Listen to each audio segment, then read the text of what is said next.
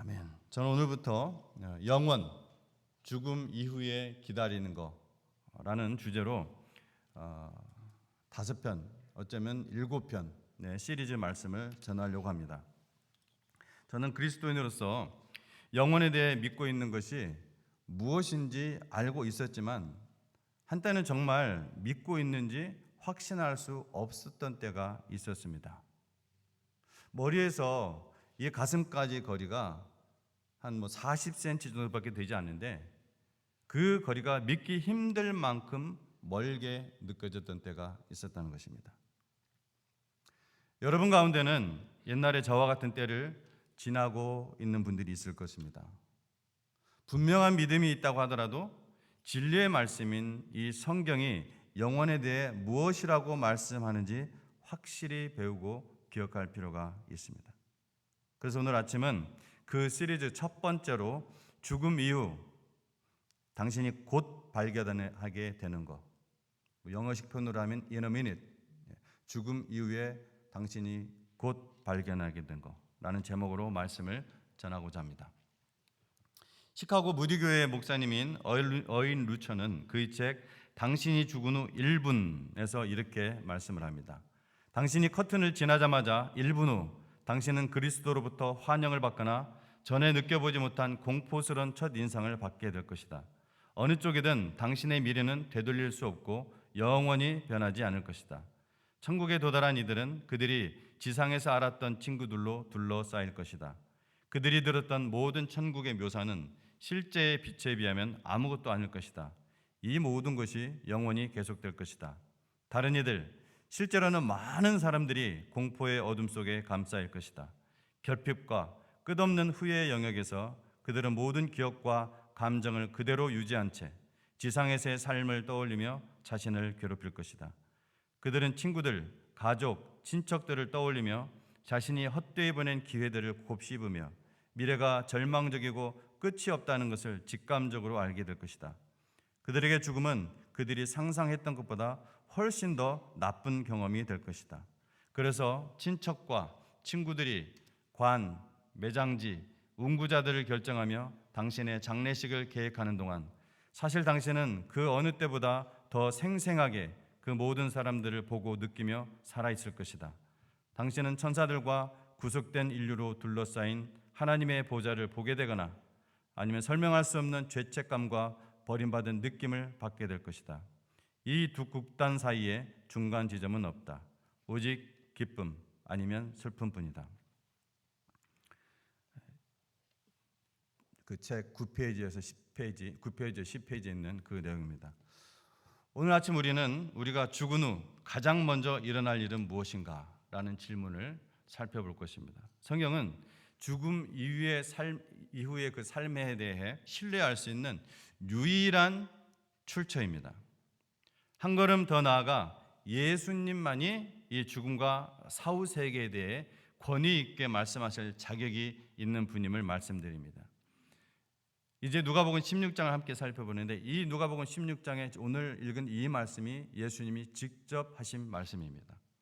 다음 2주 동안 완성될 이야기를 보겠습니다. 누가복음 16장 19절부터 시작되는 이 부자와 나사로의 이야기를 통해 우리는 죽음 이후의 삶을 엿볼 수가 있습니다.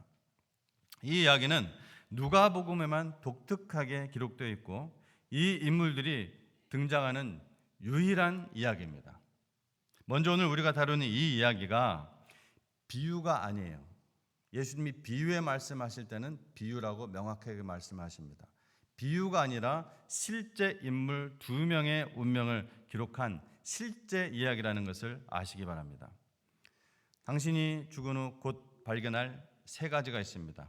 첫째, 죽은 이후 당신이 곧 이 땅에서 당신의 모든 번영이나 고통은 끝이 납니다.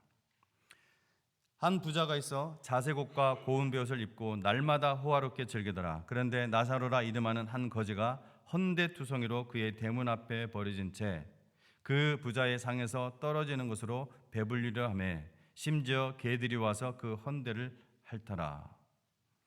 이 이야기에는 부자와 나사로의 삶에 큰 대조를 이루고 있는 것을 우리가 볼 수가 있습니다. 이 두 남자는 삶의 모든 면에서 여러분 완전히 다른 삶을 살고 있는 것을 알 수가 있죠. 부자는 매우 부유했습니다. 그의 옷장은 돈으로 살 수 있는 가장 좋은 옷들로만 가득 차 있었습니다.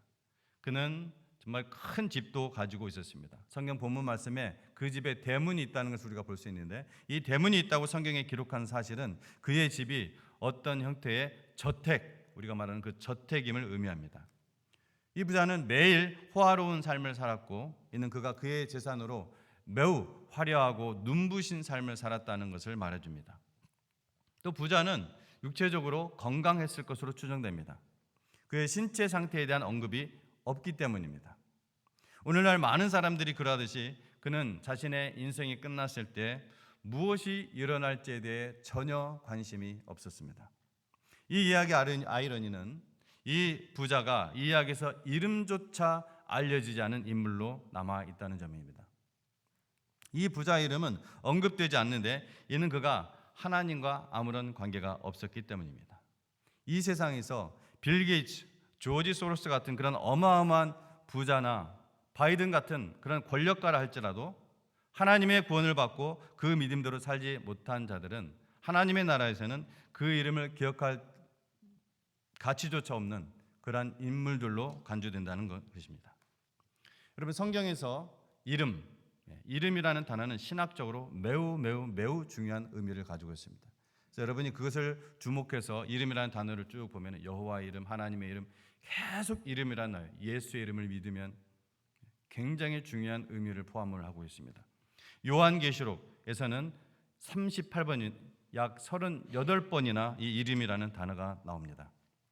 네로 왕조 당시에 이 소아시아 지역에 있었던 교회들에게 하신 그런 말씀이시면서 동시에 오늘날 교회를 대표하는 7교회 중 하나, 그 4대 교회에게 예수님께서는 이렇게 말씀하셨습니다. 4대 교회의 사자에게 편지하라. 하나님의 7영과 7뼈를 가진 이가 이르시되. 지금 어떤 교회 얘기를 했다고요? 4대 교회입니다. 교회에게 한 얘기예요. 다시 읽을게요.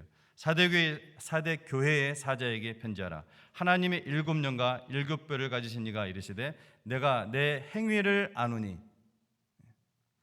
내가 살았다 하는 이름은 가졌으나 죽은 자로다. 여기서도 이름이라는 단어가 나오죠. 이름은 굉장히 중요한 의미를 가지고 있습니다. 성경에서. 어떤 부자와는 달리 나사로는 완전히 다른 삶을 살았습니다.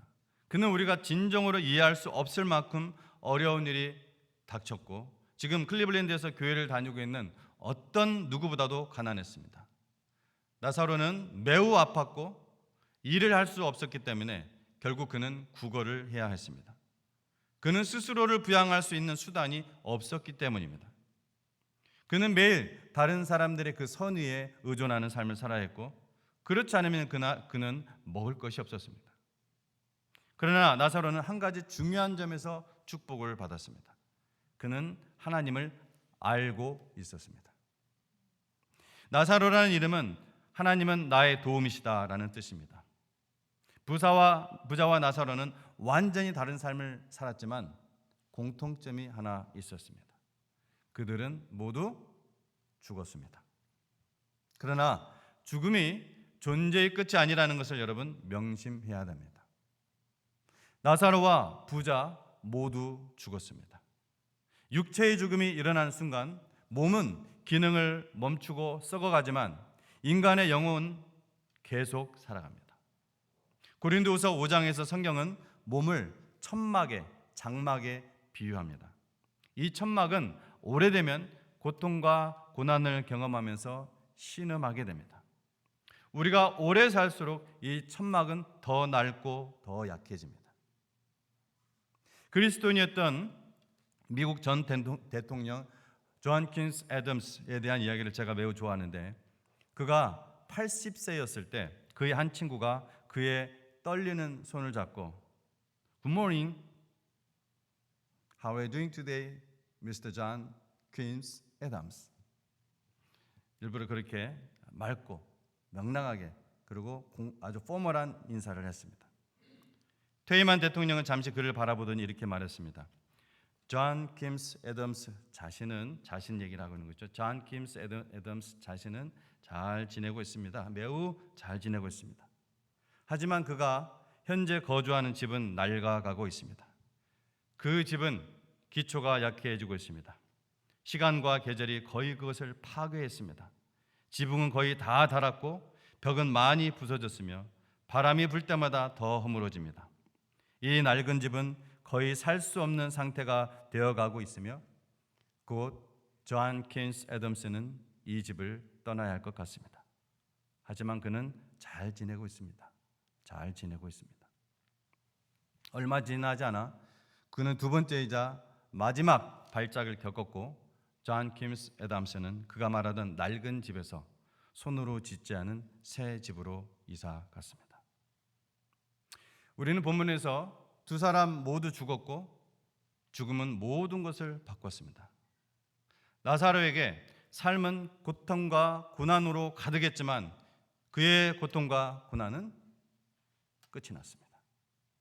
부자에게 삶은 풍요와 안락의 시간으로 가득했지만 이건 역시 끝이 났습니다. 거지의 죽음에 대해 언급된 것은 그가 죽었다는 것뿐입니다. 그의 장래에 대한 언급이 없다는 사실은 나사로가 죽었을 때 그의 시신이 아마도 도시의 쓰레기장으로 옮겨져 쓰레기와 함께 불태워졌을 가능성을 시사합니다. 부자도 죽었습니다. 우리는 알 수 없지만 그는 돈으로 살 수 있는 가장 화려한 장례식을 치렀을 것으로 상상할 수 있습니다. 그는 시체를 단장하는 데 사용되는 향신료, 연고, 또 복장을 최고의 것으로 준비해서 아주 큰 장례식을 가졌을 것입니다. 그는 아마도 정말 좋은 무덤에 묻혔을 것입니다. 이것은 오늘날 우리 사회와 매우 흡사합니다. 죽음을 준비하지 않은 채로 자신의 장례식을 준비한 사람들이 얼마나 많겠습니까? 부자는 자신을 종교적인 사람이라고 생각했을 수도 있습니다. 종교적인 것과 하나님을 믿고 따르는 신앙적인 것은 완전히 다른 용어입니다. 그는 유대인의 회당에 충실했을 수도 있고 신앙적인 목적이 아니라 종교적인 목적에 많은 선을 베풀었을 수도 있습니다. 죽음 후 각 사람이 어디 있었는지에 대한 예수님의 계시는 예수님의 말씀을 듣고 있었던 이 청중을 정말 깜짝 놀라게 했고 부가 하나님의 은혜와 축복의 표징이라는 그들의 오랜 믿음을 산산조각 냈습니다. 부자는 이 세상에서 하나님 없이 살았으므로 다음 세상에도 하나님 없이 살 것입니다.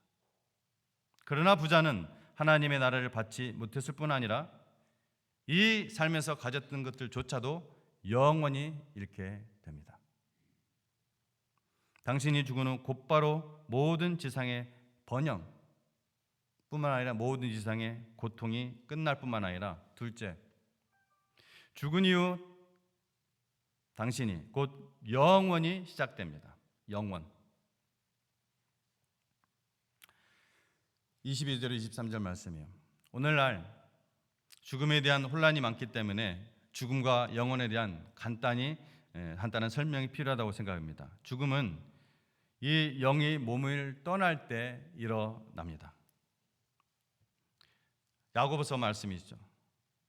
그러나 죽음은 끝이 아니며 새로운 세상에서의 새로운 존재의 시작입니다. 여러분이 알 법한 찰스 스윈돌 목사님, 이것을 성경 연구 가이드라는 책이 있는데 그 책에서 이렇게 설명합니다. 사람이 죽으면 그들의 몸만 무덤에 들어간다. 장례식에서 우리가 관에 누워 있는 것은 단지 육체의 껍데기일 뿐이다. 진짜 사람, 즉 영혼은 이미 영적인 상태에 따라 이미 고통의 장소나 위로의 장소로 간 상태다. 이 두 사람이 죽었을 때 사건의 흐름에는 어떤 중단이 없습니다. 이야기의 중단도 없습니다. 어떤 시간의 경과도 없습니다. 그렇게 가르치는 그런 교훈들이 있는데 그것은 이단입니다. 사실 이 사람들이 죽는 순간 그들은 즉시 그들의 영원한 위치를 경험하는 것처럼 보입니다. 22절의 소리는 이에 그 거지가 죽어 천사들에게 받들려, 바로 나오죠. 그 거지가 죽어 천사들에게 받들려 아브라함의 품에 들어가고 부자도 죽어 장사하매라고 있습니다. 두 사람이 죽고 죽음의 문을 통과하자 놀라운 반전이 일어났습니다. 거지는 죽자마자 천사들에 의해 하나님의 임재로 들어갔습니다. 예수님은 나사로가 죽자마자 천사들이 와서 그를 아브라함의 품으로 데려갔다고 말씀하는 것이죠. 바울이 고린도후서 5장 8절로 9절에서 우리가 담대하여 원하는 바는 차라리 몸을 떠나 주와 함께 있는 그것이라. 그런즉 우리는 몸으로 있든지 떠나든지 주를 기쁘시게 하는 자가 되기를 힘쓰노라라고 쓸 때 이 진리가 명백하게 강조되죠. 죽음은 육체가 죽는 것이지만 영혼은 계속해서 살아가는 것입니다. 중단이 없습니다. 잠이 들지도 않습니다. 나사로는 하나님과 관계가 있는 사람이었습니다. 그가 죽었을 때 천사들이 와서 그를 하나님의 임재로 데려갔습니다. 그가 영혼을 시작하기 위해 기다릴 시간이 없었을 것으로 분명해 보인다는 것이죠. 나사로는 죽은 후에도 살아 있었습니다. 죽음은 그의 끝이 아니었고 그가 들어갈 새로운 삶이 기다리고 있었습니다. 나사로는 죽은 후에 천사들이 와서 그를 천국으로 데려갔기 때문에 새로운 삶으로 옮겨갔습니다. 나사로는 천국의 위로 속에서 새로운 삶을 계속했습니다. 중단이 없습니다. 부자도 죽었지만 천사들은 그를 하나님의 임재로 데려가지 않았습니다. 그가 죽은 후 이는 세컨 그는 지옥이라는 끔찍한 장소에서 깨어났습니다. 당신이 죽은 후 곧바로 영원히 시작될 뿐만 아니라 마지막으로 셋째, 죽은 이후 당신이 곧 영원한 운명이 영원히 정해질 것입니다. 그것이 바로 24절에서 31절 우리가 읽은 말씀 내용입니다. 이 이야기는 죽음 후 영원히 갈 두 가지 목적지가 있음을 우리에게 말해줍니다. 하나는 위로의 장소이고 다른 하나는 고통의 장소입니다.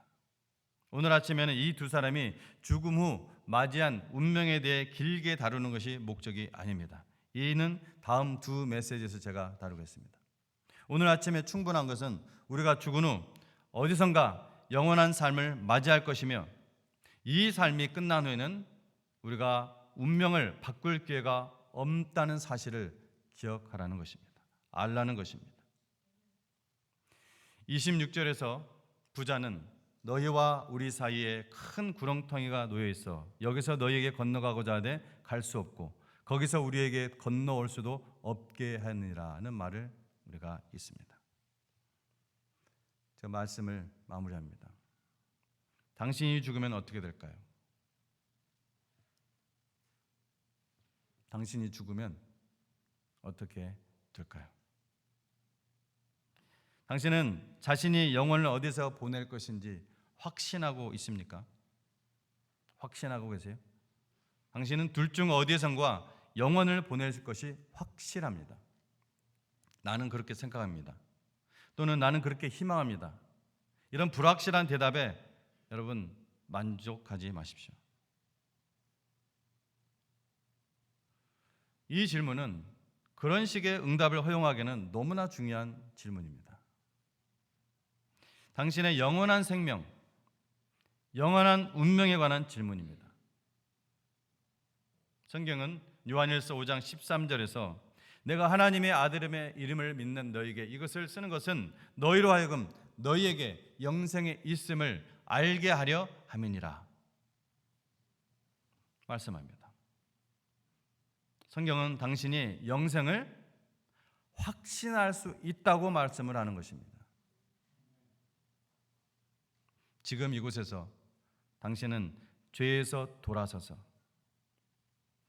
의심에서 돌아서서 불신에서 돌아서서 불순종에서 돌아서서 혹은 자신의 의를 의지하는 그러한 죄책감에서 돌아서서 예수 그리스도께서 자신의 믿음과 신뢰를 두고 구원받을 수 있다는 것입니다. 예수 그리스도께 여러분의 믿음과 여러분의 신뢰와 여러분의 순종을 두십시오. 오늘 이곳을 떠나면서 당신은 천국에 있는 자신의 자리를 알고 있을 수 있습니다. 혹시 이 자리에 여러분의 가족 가운데 이런 확신 가운데 살지 못하는, 아니 불신 가운데 살아가는 가족들이 있습니까?